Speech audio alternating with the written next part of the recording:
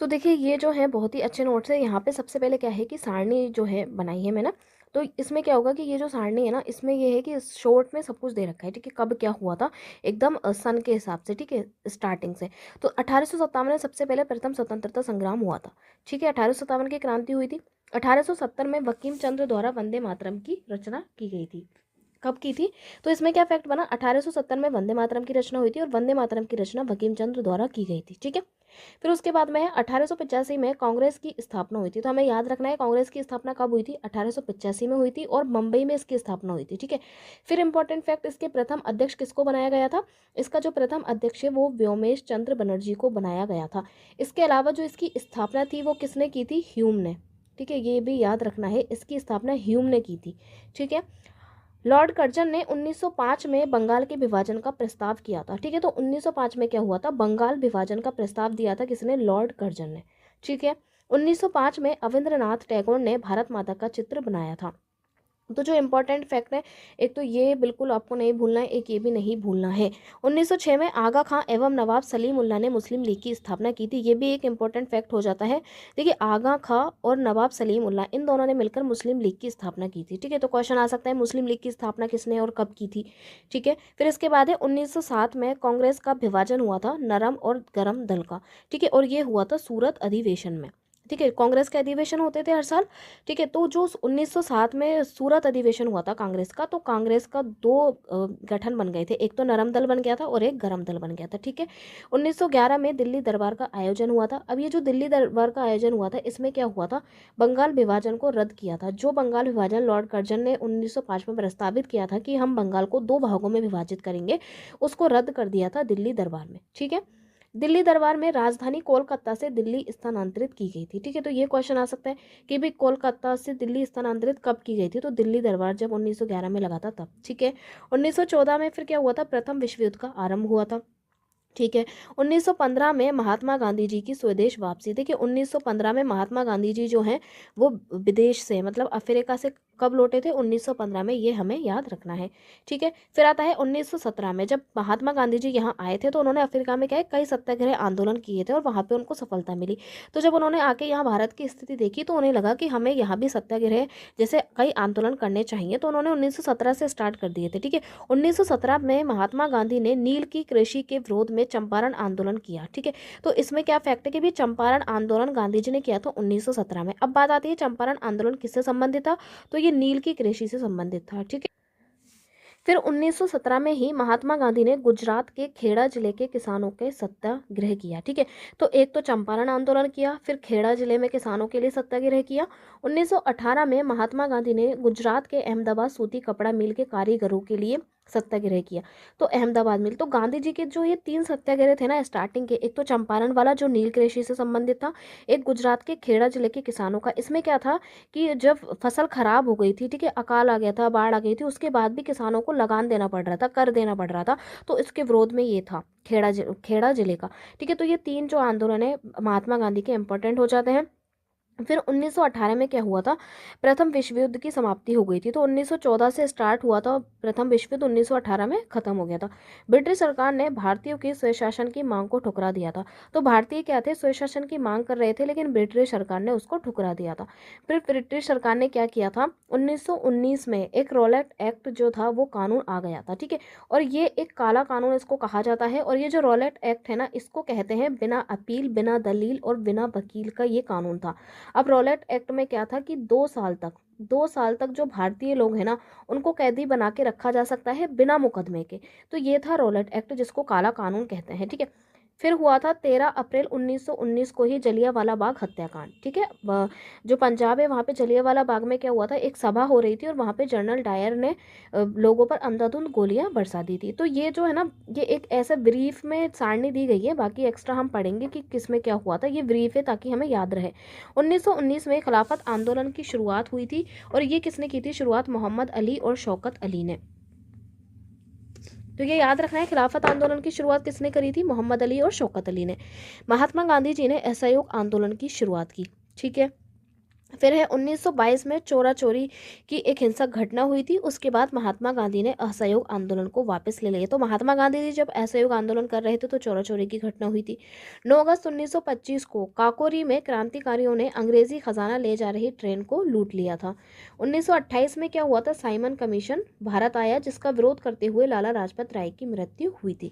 ठीक है, तो ये सब हम जो है डिटेल में पढ़ेंगे। ये ब्रीफ में यहाँ दिया गया है ताकि पूरा डिटेल में पढ़ने के बाद ये सारणी जब हम एक बार फिर से पढ़ेंगे तो हमें सब चीज़ें फिर से याद आ जाएंगी। ठीक है, 8 अप्रैल 1929 को भगत सिंह व बटुकेश्वर दत्त ने असेंबली पर बम फेंका था। 12 मार्च 1930 को महात्मा गांधी ने साबरमती से दांडी यात्रा आरंभ की थी। ठीक है, महात्मा गांधी की दांडी यात्रा। 6 अप्रैल 1930 को दांडी पहुंचकर महात्मा गांधी जी ने क्या किया था, नमक कानून तोड़ा था और सविनय अवज्ञा आंदोलन की शुरुआत की थी। 1930 में डॉक्टर अंबेडकर ने अनुसूचित जातियों को दलित वर्ग एसोसिएशन में संगठित किया था। 23 मार्च 1931 को भगत सिंह, सुखदेव एवं राजगुरु को फिर फांसी दी गई थी। ठीक है, कब दी गई थी, 23 मार्च 1931 को। 1931 में ही गांधी इरविन समझौता और सविनय अवज्ञा आंदोलन को वापस ले लिया गया था। 1931 में महात्मा गांधी जी ने द्वितीय गोलमेज सम्मेलन में भाग लिया था, परंतु उन्हें वहां अपेक्षित सफलता हाथ नहीं लगी थी। 1932 में महात्मा गांधी जी एवं अंबेडकर के मध्य एक पूना पैक्ट हुआ था, पूना समझौता हुआ था। किस किस के मध्य हुआ था पूना पैक्ट, महात्मा गांधी जी के मध्य और अंबेडकर जी के मध्य। ठीक है, 1933 में चौधरी रहमत अली ने सर्वप्रथम पाकिस्तान का विचार सामने रखा। तो सबसे पहले किसने, चौधरी रहमत अली ने पाकिस्तान का विचार जो था वो सबके सामने रखा था। ठीक है, फिर है 1935 में भारत शासन अधिनियम पारित हुआ था। ठीक है, जिसमें क्या हुआ था, प्रांतीय सरकारों का गठन किया गया था। 1939 में द्वितीय विश्व युद्ध का आरंभ हो गया था। 1940 में मुस्लिम लीग के लाहौर अधिवेशन में पाकिस्तान की मांग का संकल्प पास किया था। तो पाकिस्तान की मांग का जो संकल्प था वो लाहौर अधिवेशन में आया था। 1942 में भारत छोड़ो आंदोलन की शुरुआत हुई थी और गांधी जी ने करो या मरो का नारा दिया था। तो करो या मरो का नारा भारत छोड़ो आंदोलन में दिया था गांधी जी ने। 1945 में अमेरिका ने जापान पर परमाणु हमला किया और द्वितीय विश्व युद्ध फिर क्या हुआ था, समाप्त हो गया था। 1946 में कैबिनेट मिशन संविधान सभा के प्रस्ताव के साथ भारत आया था। ठीक है, तो भारत में संविधान सभा का प्रस्ताव कौन सा मिशन लेकर आया था, कैबिनेट मिशन 1946 में। फिर संविधान सभा गठित हुई, संविधान बना और 1947 में जो था देश आज़ाद हो गया। ठीक है, फिर हम आते हैं, अब हम पढ़ेंगे कुछ। तो ये जो थी ना, ये देखिए एक तरीके की ये क्या थी, एकदम सारणी थी, ब्रीफ में था सब कुछ। ठीक है, अब हम डिटेल में पढ़ लेंगे। तो सबसे पहले यहाँ पे कुछ फैक्ट दिए हैं। 15 अगस्त 1947 को भारत आज़ाद हुआ। अब देखिए कुछ फैक्ट यहाँ पे दिए गए हैं। जब भारत आज़ाद हुआ तब ब्रिटेन के प्रधानमंत्री एटली थे, हमको याद रखना है, क्लाइमेट एटली। ठीक है, क्लाइमेट एटली जो थे तब उस समय ब्रिटेन के प्रधानमंत्री थे। सुभाष चंद्र बोस ने दिल्ली चलो एवं तुम मुझे खून दो मैं तुम्हें आज़ादी दूंगा का नारा दिया। तो इस तरीके के क्वेश्चन भी आते हैं एग्जाम में कि किसने कौन सा नारा दिया, तो हमें याद रखना है, बोस ने कहा था दिल्ली चलो और तुम मुझे खून दो मैं तुम्हें आज़ादी दूंगा। बाल गंगाधर तिलक ने किसका दिया था, स्वराज मेरा जन्मसिद्ध अधिकार है मैं इसे लेकर रहूंगा। राम प्रसाद बिस्मिल ने सरफरोशी की तमन्ना अब हमारे दिल में है, देखना है जोर कितना बाजुए कातिल में है। ठीक है, तो ये जो नारा था ये राम प्रसाद बिस्मिल का था और भगत सिंह ने इनकलाब जिंदाबाद का नारा दिया था।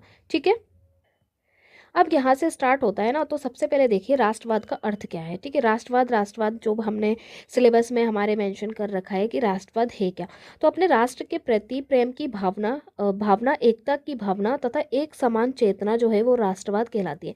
मतलब ये है कि सभी लोग जो है ना राष्ट्र के प्रति एक हो जाएं, चाहे से हिंदू हैं मुस्लिम हैं, सभी लोग एक हो जाएं और अपने राष्ट्र के प्रति प्रेम को दर्शाएं और उसके लिए क्या करें, प्रयास करें। ठीक है, कि हमारा देश जो है वो आज़ाद हो जाए। यह लोग समान ऐतिहासिक, राजनीतिक तथा सांस्कृतिक विरासत साझा करते हैं। ठीक है, इतिहास भी साझा करते हैं, राजनीति भी साझा करते हैं और सांस्कृतिक जो विरासतें हैं वे भी साझा करते हैं। कई बार लोग विभिन्न भाषाई समूहों के हो सकते हैं, जैसे कि भारत है, तो हमारे भारत में विभिन्न भाषा के लोग हैं, विभिन्न धर्म के लोग हैं, लेकिन राष्ट्र के प्रति जो प्रेम है ना वो उन्हें एक सूत्र में बांधे रखता है। अब देखिए जैसे भाषा अलग अलग है, धर्म अलग अलग है, लेकिन है तो सब भारतीय है ना, तो सबको एक सूत्र में बांध के रखा है, सभी अपने देश से प्रेम करते हैं। ठीक है, राष्ट्रवाद को जन्म देने वाले कारक कौन कौन से हैं, देखिए यूरोप में क्या हुआ था, यूरोप में राष्ट्र राज्यों के उदय से जुड़ा हुआ है, राष्ट्र राज्यों के उदय से जुड़ा हुआ है यूरोप का राष्ट्रवाद। और भारत और वियतनाम ये क्या थे, उपनिवेश थे। ठीक है, किसके उपनिवेश थे, ये ब्रिटेन के गुलाम थे। तो उपनिवेशवाद विरोधी आंदोलन से जुड़ा हुआ है। तो भारत में क्यों राष्ट्रवाद का जन्म हुआ, क्योंकि उपनिवेशवाद का विरोध करना था कि भाई हमें आज़ाद होना है, आज़ाद होना है। तो सभी लोग एक स्तर पर एकजुट हुए, तो इसलिए उपनिवेश विरोधी आंदोलन से जुड़ा हुआ है भारत का राष्ट्रवाद। ठीक है, अब आता है प्रथम विश्व युद्ध और खिलाफत आंदोलन और असहयोग आंदोलन। ठीक है, तो देखिए प्रथम विश्व युद्ध का भारत पर प्रभाव तथा युद्ध पश्चात की जो परिस्थितियां थी। तो प्रथम विश्व युद्ध के बाद क्या हुआ था, एक नई आर्थिक और राजनीतिक स्थिति का जन्म हो गया था।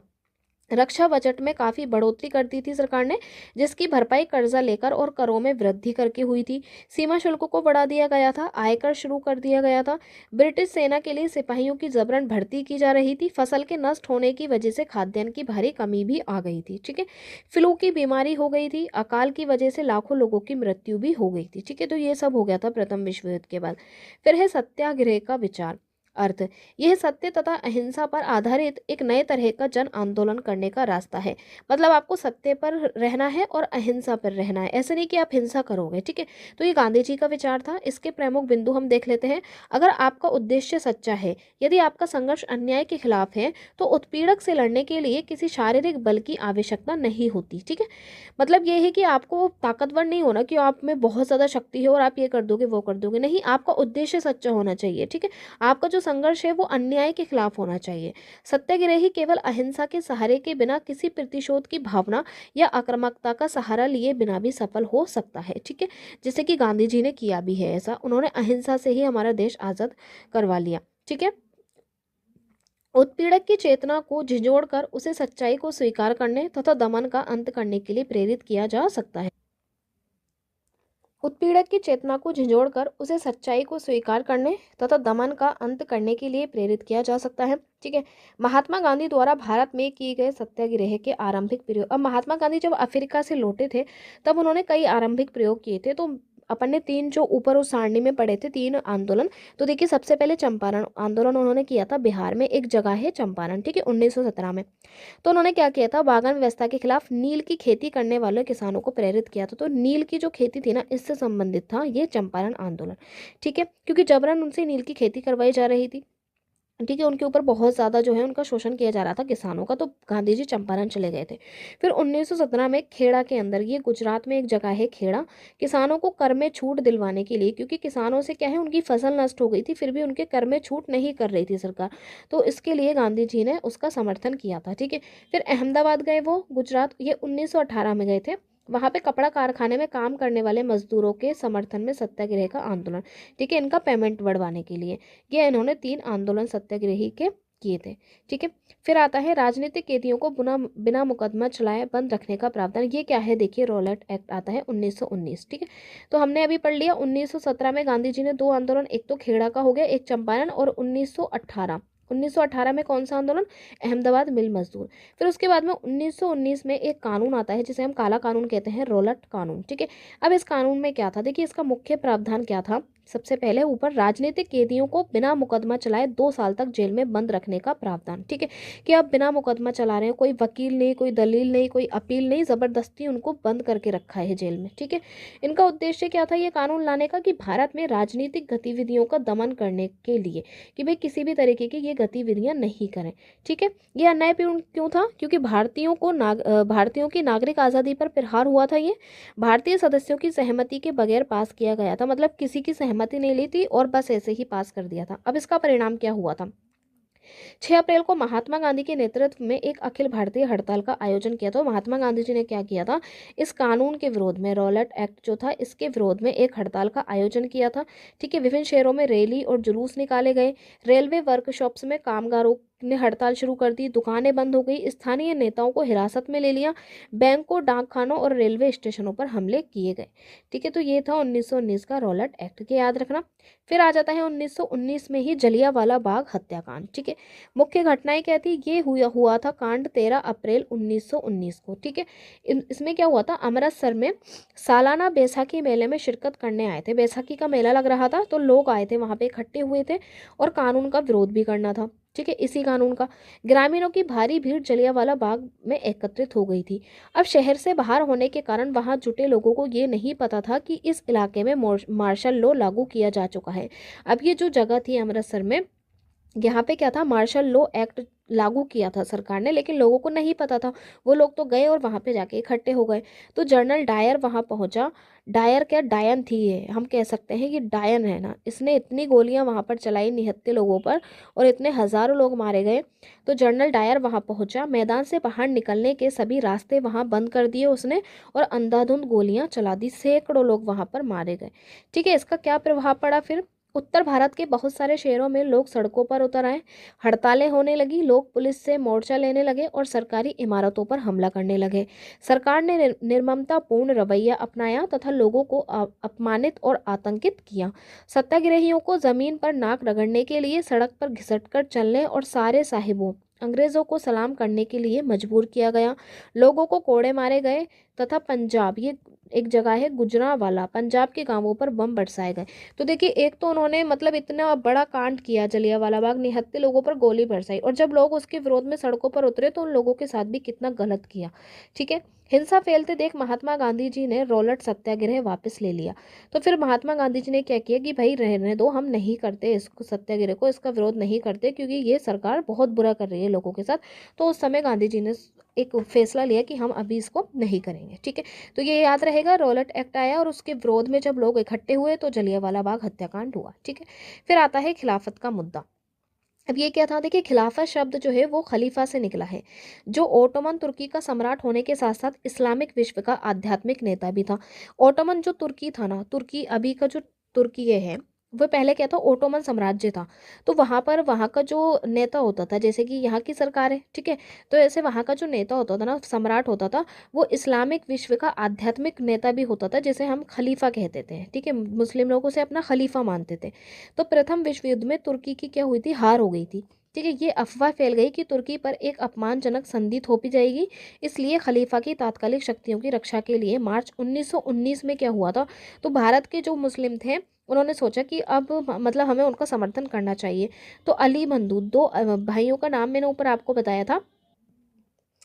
तो अली बंधुओं द्वारा मुंबई में एक खिलाफत समिति का गठन, अली बंधु का मतलब मोहम्मद अली और एक था शौकत अली। ठीक है, तो इन दोनों भाइयों ने क्या किया था, खिलाफत समिति का गठन किया था। ठीक है, मुंबई में।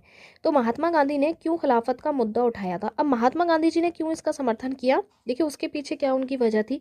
रोलट सत्याग्रह था वो तो फेल हो गया था। ठीक है, असफलता के बाद से ही महात्मा गांधी पूरे भारत में और भी ज्यादा जनाधार वाला आंदोलन खड़ा करना चाहते थे। अब वो सोच रहे थे भाई रोलट एक्ट जो मतलब सत्याग्रह था वो तो हमारा असफल हो गया, तो हम ये कि हम थोड़ा बड़े लेवल पे और इसको फैलाएं हमारे आंदोलन को।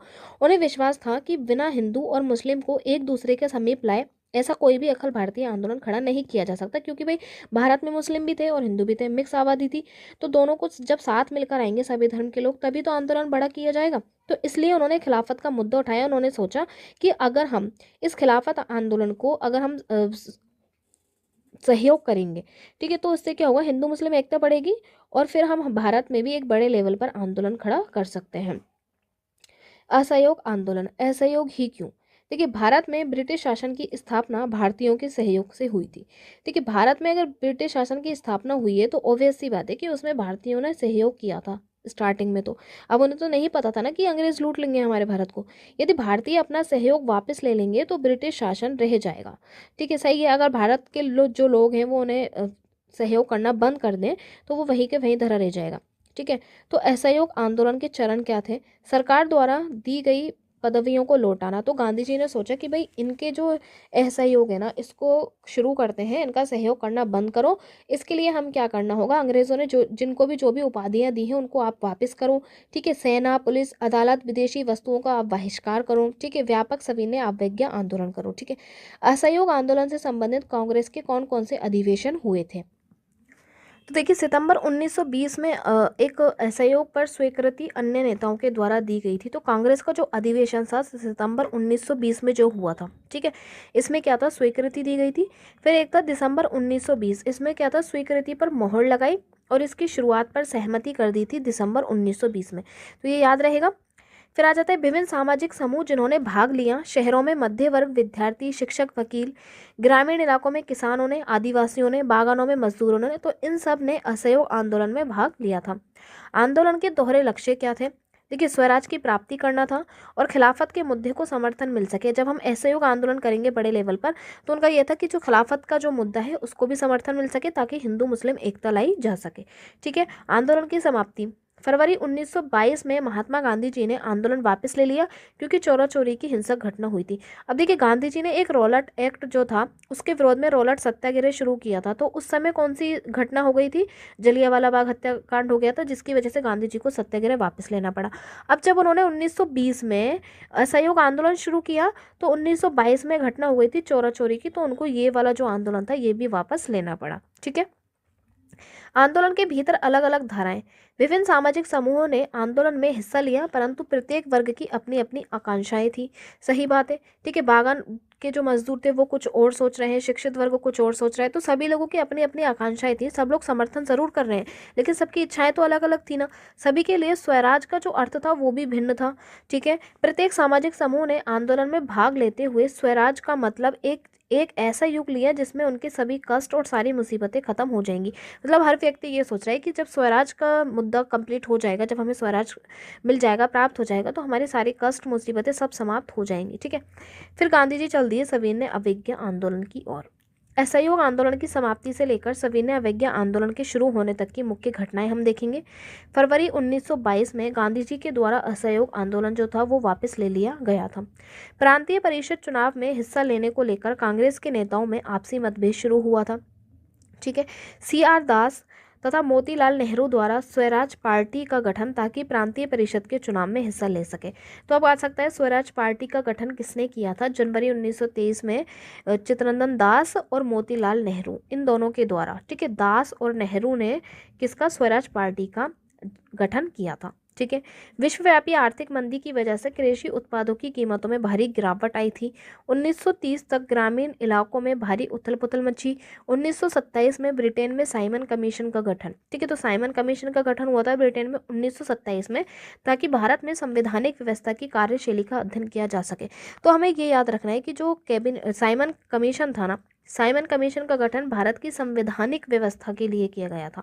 1928 में साइमन कमीशन का भारत आना। अब 1927 में तो इस पर चर्चा हुई, और 1928 में इन्होंने साइमन कमीशन को भारत भेजा। ठीक है। और पूरे भारत में विरोध का प्रदर्शन होने लगा। 1929 में लॉर्ड इरविन के द्वारा डोमिनियन स्टेटस का ऐलान किया गया था। कांग्रेस के भीतर जवाहरलाल नेहरू, सुभाष चंद्र बोस जैसे तेज तर्रार व आक्रामक तेवर वाले नेताओं का उदय भी हुआ। 1929 में लाहौर अधिवेशन में पूर्ण स्वराज की मांग रखी गई थी। तो ये आ सकता है कि भाई पूर्ण स्वराज की मांग कहाँ रखी गई थी? तो लाहौर अधिवेशन में पूर्ण स्वराज की मांग रखी गई थी। कांग्रेस के अंदर जवाहरलाल नेहरू और सुभाष चंद्र बोस जैसे तेज तर्रार नेताओं के द्वारा 1929 के कांग्रेस के लाहौर अधिवेशन में पूर्ण स्वराज की मांग रखी गई थी। ठीक है। उसके बाद है गोलमेज सम्मेलन। तो ये भी इंपॉर्टेंट हो जाते हैं। ये तीनों सम्मेलन लंदन में आयोजित किए गए थे। पहली बात तो हमको एक ये फैक्ट याद रखना है कि भाई तीनों ही सम्मेलन जो थे वो लंदन में आयोजित किए गए थे। तो कुछ ऐसा फैक्ट हो जाए कि भारत में किए गए थे, यहाँ किए गए थे, नहीं, लंदन में आयोजित किए गए थे, ताकि भारत के भावी संविधान पर चर्चा की जा सके। ठीक है। तो प्रथम जो सम्मेलन हुआ था वो हुआ था नवंबर 1930 से जनवरी 1931 तक। द्वितीय सम्मेलन हुआ था 1931 से 1931, मतलब सितंबर से दिसंबर। ठीक है। तृतीय जो सम्मेलन था वो नवंबर 1932 में, दिसंबर 1932। तो हमें ये याद रखना है गोलमेज सम्मेलन के बारे में। भारतीय राष्ट्रीय कांग्रेस के द्वारा सिर्फ द्वितीय गोलमेज सम्मेलन में भाग लिया था। ये भी हमें याद रखना है कि जो कांग्रेस थी वो केवल द्वितीय सम्मेलन में ही भाग लेने के लिए गई थी, और द्वितीय सम्मेलन हुआ था सितंबर 1931 से दिसंबर 1931। ठीक है। इसके बाद है नमक यात्रा और असहयोग आंदोलन 1930। ठीक है। पृष्ठभूमि। जनवरी 1930 में महात्मा गांधी जी ने लॉर्ड इरविन के समक्ष अपनी 11 मांगे रखी थी, जिसको हम लॉर्ड गांधी इरविन समझौते के नाम से जानते हैं। ठीक है। ये मांगे उद्योगपतियों से लेकर के किसान तक विभिन्न तबके से जुड़ी हुई थी। इनमें सबसे महत्वपूर्ण मांग नमक कर को खत्म करना था। लॉर्ड इरविन इनमें से किसी भी मांग को मानने के लिए तैयार ही नहीं था। 12 मार्च 1930 को महात्मा गांधी जी द्वारा नमक यात्रा शुरू की गई थी और 6 अप्रैल 1930 को नमक बनाकर नमक कानून का उल्लंघन। तो ये जो दोनों डेट है ये इंपॉर्टेंट हो जाती हैं।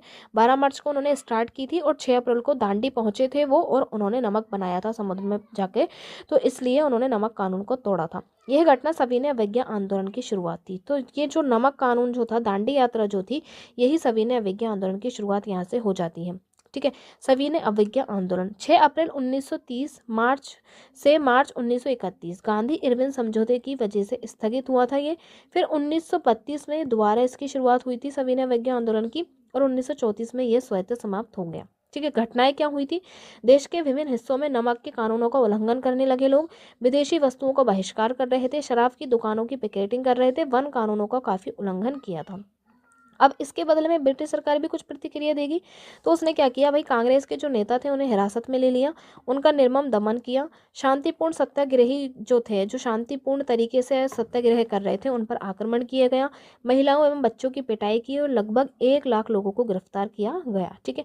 आंदोलन में भाग लेने वाले कौन थे? अमीर किसान थे ऊंचे लगान के विरोध में, गरीब किसान थे ऊंचा भाड़ा और ऊंचे लगान के विरोध में, व्यवसायी वर्ग था औपनिवेशिक सरकार की व्यावसायिक नीतियों के खिलाफ खड़ा हुआ था, महिलाएं जो थी वो महात्मा गांधी से प्रेरित हुई थी, कुछ स्थानों पर मजदूरों ने भी विरोध किया था। ये कैसे असहयोग आंदोलन से अलग था? तो देखिए, सविनय अवज्ञा आंदोलन जो था वो असहयोग से अलग कैसे था? असहयोग आंदोलन में जो लक्ष्य रखा गया था वह स्वराज था। ठीक है। तो हमें याद रखना है, स्वराज का जो लक्ष्य था वो असहयोग आंदोलन में था, लेकिन जो सविनय अवज्ञा आंदोलन था उसमें पूर्ण स्वराज का लक्ष्य रखा गया था। और पूर्ण स्वराज की जो मांग थी, हमें पता होना चाहिए, लाहौर के अधिवेशन में रखी गई थी, जो कि 1929 में हुआ था। ठीक है। असहयोग में कानून का उल्लंघन शामिल नहीं था। असहयोग आंदोलन में किसी भी कानून का जो उल्लंघन था वो नहीं था, केवल बहिष्कार कर रहे थे। ठीक है। जबकि इस आंदोलन में कानून को तोड़ना भी शामिल था।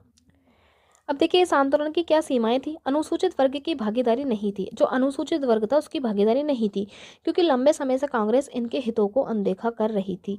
मुस्लिम संगठनों के द्वारा सविनय अवज्ञा के प्रति कोई खास उत्साह नहीं था, क्योंकि 1920 के दशक के मध्य से कांग्रेस जो थी वो हिंदू महासभा जैसे हिंदू धार्मिक संगठनों के करीब आने लगी थी। दोनों समुदायों के बीच संदेह और अविश्वास का माहौल बना हुआ था। ठीक है। सामूहिक अपनेपन का भाव, वे कारक जिन्होंने भारतीय लोगों में सामूहिक अपनेपन के भावना को जगाया तथा सभी भारतीय लोगों को एक किया। चित्र व प्रतीक, भारत माता की प्रथम छवि किसने बनाई थी? बंकिम चंद्र द्वारा बनाई गई थी। इस छवि के माध्यम से राष्ट्र को पहचानने में मदद मिली। फिर आई लोक कथाएं। राष्ट्रवादी घूम घूम कर इन लोक कथाओं का संकलन करने लगे थे। कथाएं परंपरागत संस्कृति की सही तस्वीर पेश करती थी तथा अपनी राष्ट्रीय पहचान को ढूंढने तथा अतीत में गौरव का भाव पैदा करती थी। उदाहरण है झंडा। बंगाल में 1905 में स्वदेशी आंदोलन के दौरान सर्वप्रथम एक तिरंगा, हरा पीला लाल, जिसमें 8 कमल थे। 1921 तक आते आते महात्मा गांधी ने भी सफेद, हरा और लाल रंग का तिरंगा तैयार कर लिया था। ठीक है। इतिहास की पुनर्व्याख्या, बहुत से भारतीय महसूस करने लगे थे कि राष्ट्र के प्रति गर्व का भाव जगाने के लिए भारतीय इतिहास को अलग ढंग से पढ़ाना चाहिए, बाकी भारतीय गर्व, ताकि भारतीय जो है वो गर्व का अनुभव कर सकें। वंदे मातरम जैसे गीत 1870 के दशक में बंकिम चंद्र द्वारा, में देखिए, भारत माता की पहली तस्वीर भी बंकिम चंद्र ने बनाई थी और वंदे मातरम का जो गीत था वो भी बंकिम चंद्र ने लिखा था। ठीक है। मातृभूमि की स्तुति के रूप में यह गीत बंगाल के स्वदेशी आंदोलन में खूब गाया गया था।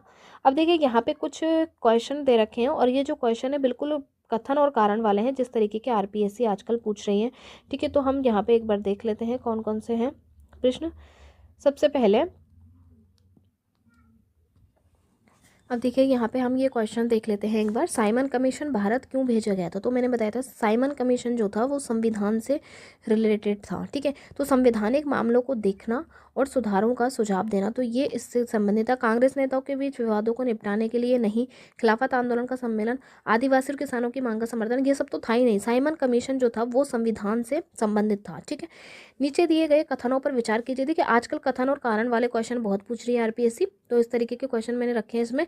नीचे दिए गए कथनों पर विचार कीजिए और सही उत्तर चुनिए। कथन 1, व्यापक हिंसा के कारण महात्मा गांधी जी ने रोलट सत्याग्रह वापस लेना पड़ा।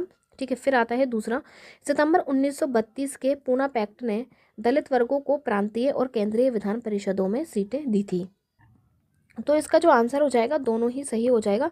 देखिए, जब गांधी जी रॉलेट सत्याग्रह कर रहे थे तो वहाँ पर जलियांवाला बाग हत्याकांड हुआ था, जिसकी वजह से उन्हें वापस लेना पड़ा, बहुत ज़्यादा व्यापक हिंसा हो गई थी। सितंबर 1932 में हुआ था पूना पैक्ट। ठीक है, इसने दलित वर्गों को प्रांतीय और केंद्रीय विधान परिषदों में सीटें दी थी। तो ये याद रखना है, दलित वर्गों को प्रांतीय और केंद्रीय विधान परिषदों में सीटें प्रदान की गई थी। तो इसमें हो जाएगा दोनों ही सही है। फिर आ जाता है जलियांवाला बाग त्रासदी के कारण हुई घटनाओं के आधार पर इसको क्रम में व्यवस्थित हमको करना है। तो सबसे पहले जो इसमें आएगा वो क्या आएगा? देखिए, जलियांवाला बाग हत्याकांड जो था, ठीक है, उसमें ये था। तो देखिए, इसको ये क्रम में व्यवस्थित करने के लिए कह रहा है, जलियांवाला बाग त्रासदी के कारण हुई घटनाओं के आधार पर। तो सबसे पहले तो वहाँ पर मार्शल लॉ जो था वो लागू किया था, ठीक है, सरकार ने। तो मार्शल लॉ वहाँ पर लागू हो रखा था, ठीक है। फिर वहाँ पर क्या हुआ था, भीड़ इकट्ठी हुई। तो वार्षिक वैसाखी मेले में भाग लेने के लिए जलियांवाला बाग मैदान में भीड़ जो थी वो जमा हो गई थी, ठीक है, भीड़ जमा हो गई थी। अब ये 10 अप्रैल को पुलिस ने अमृतसर में एक शांतिपूर्ण जुलूस पर गोलियां चलाई। फिर क्या हुआ था, जनरल डायर उस क्षेत्र में घुस गया और बाहर निकलने के रास्तों को बंद कर दिया और भीड़ पर गोलियां चलाना शुरू कर दी, ठीक है। तो नंबर 1 पर आ जाएगा ये, मार्शल लॉ एक्ट वहाँ पर लागू था, वहाँ पर काफ़ी भीड़ जमा हुई थी, ठीक है। तो भीड़ पर क्या था कि भाई रास्ता बंद कर दिया था डायर ने, और पुलिस ने अंधाधुंध गोलियां चलाई थी। तो इस तरीके से ये हो जाएगा, ठीक है। फिर नेक्स्ट क्वेश्चन आता है, इसमें विकल्प भी दे रखे हैं तो हम विकल्प कर सकते हैं।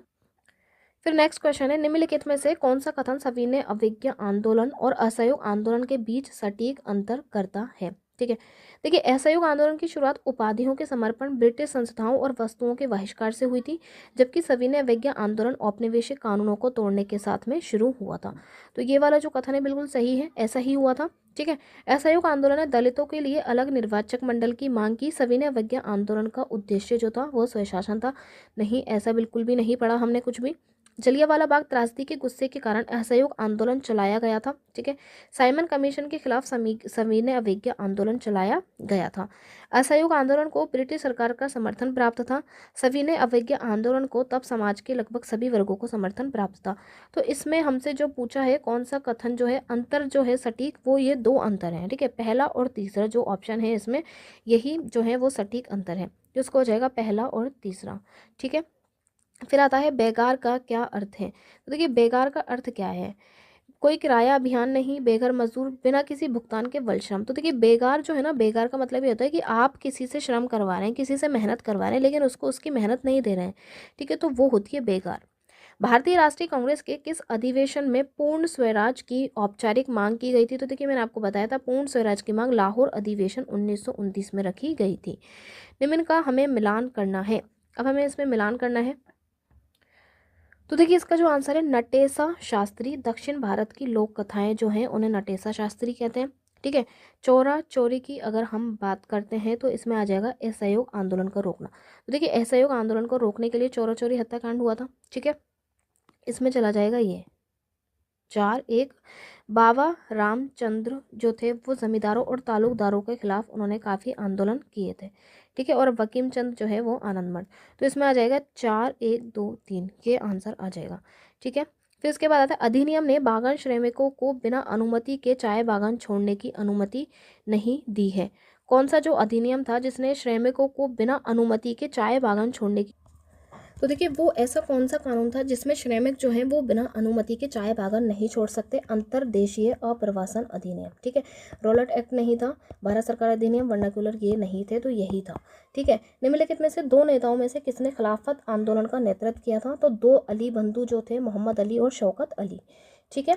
फिर उसके बाद में है अभिकथन वाला आ गया फिर से, ठीक है, ए और आर वाला। तो हमें देखिए ऑप्शन ए में क्या आ जाएगा, ए और आर दोनों सत्य हैं लेकिन आर ए की सही व्याख्या भी है। दूसरे में आ जाएगा दोनों सत्य हैं लेकिन सही व्याख्या नहीं है।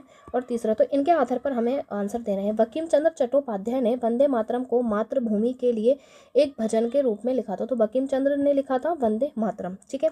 अवेंद्रनाथ टैगोर ने लोक कथाओं को पुनर्जीवित करने के लिए एक आंदोलन शुरू किया था। तो ये दोनों ही कथन सही है लेकिन व्याख्या जो है वो सही नहीं है। तो इसमें ऑप्शन ए जाएगा कि कथन तो दोनों सही है लेकिन व्याख्या नहीं है सही, ठीक है। फिर है दूसरा है 12वां, अवध में किसानों का नेतृत्व बाबा रामचंद्र ने सन्यासी के रूप में किया था, जो पहले एक गिरमिटिया मजदूर के रूप में फिजी गए थे, ठीक है। तो अवध में किसने किया था? बाबा रामचंद्र ने। कारण क्या है? बागान श्रमिकों को बिना अनुमति के चाय बागान छोड़ने के लिए अनुमति नहीं थी और वास्तव में उन्हें शायद ही कभी ऐसी अनुमति दी गई। तो देखिए इसमें भी क्या है कि कथन तो दोनों ही सही है, ये भी कथन सही है, ये भी कथन सही है, लेकिन ये जो है इसकी व्याख्या नहीं हो सकता। तो इसमें भी ऑप्शन बी चला जाएगा कि दोनों ही कथन सही है, लेकिन आर जो है वो एक ही व्याख्या नहीं है। ठीक है, फिर है विभिन्न कारणों से शहरों में असहयोग आंदोलन धीरे धीरे धीमा पड़ गया था। जैसे जैसे बहिष्कार के क्षण फैलते गए और लोगों ने आयातित कपड़ों को त्यागना शुरू कर दिया और भारतीय कपड़ा मिलों और हथकरघा का उत्पादन बढ़ने के बाद केवल भारतीय कपड़ा पहनना शुरू कर दिया गया था। तो इसमें ये था। ठीक है, तो इसमें देखो कथन और कारण दोनों सही है और आर जो है वो एक ही सही व्याख्या भी है। तो इसमें ऑप्शन नंबर ए चला जाएगा कि कथन और कारण दोनों सही है और आर एक ही सही व्याख्या है। ऐसे ही प्रत्येक सामाजिक समूह के लिए स्वतंत्रता की धारणा जो थी वो भिन्न थी। सही बात है, जितने भी लोगों ने आंदोलन में भाग लिया था ना, उन सब लोगों की विभिन्न आकांक्षाएं थी, सबकी अलग अलग। हर वर्ग और समूह ने उपनिवेशवाद के प्रभाव को अलग अलग तरह से महसूस किया था। बिल्कुल सही बात है। तो इसमें ये हो जाएगा आर और ए दोनों सही है और आर एक ही सही व्याख्या है, क्योंकि अलग अलग तरीके से महसूस किया था तो अलग अलग आकांक्षाएं थी। फिर है 1917 में गांधी जी ने गुजरात के खेड़ा जिले के किसानों के समर्थन के लिए सत्याग्रह का आयोजन किया था। हाँ, किया था। किसान फसल की विफलता और महामारी से प्रभावित थे। वे राजस्व का भुगतान नहीं कर सकते थे और राजस्व वसूली में ढील देने की मांग कर रहे थे। तो आर और ए ये दोनों ही सही है और आर एक ही सही व्याख्या भी है, क्योंकि जो गुजरात के खेड़ा जिले का आंदोलन गांधी जी ने शुरू किया था वो उनके करों में छूट देने के लिए ही शुरू किया था। ठीक है, तो ये जो है 15 क्वेश्चन आपके हो चुके हैं MCQ। अब देखिए ये जो जितना भी था ना मैटर वो NCERT पर आधारित था, क्लास 10th की। अब इसके अलावा हम जितने भी एक्स्ट्रा फैक्ट है एग्जाम के पॉइंट ऑफ व्यू से वो हम नेक्स्ट पार्ट में कवर करेंगे। अगर ये आपको अच्छा लगा हो तो आप इसे लाइक शेयर करें अगर आपका मन करे तो, वरना आपको पढ़ना तो है ही। ठीक है, तो हम इसमें पूरे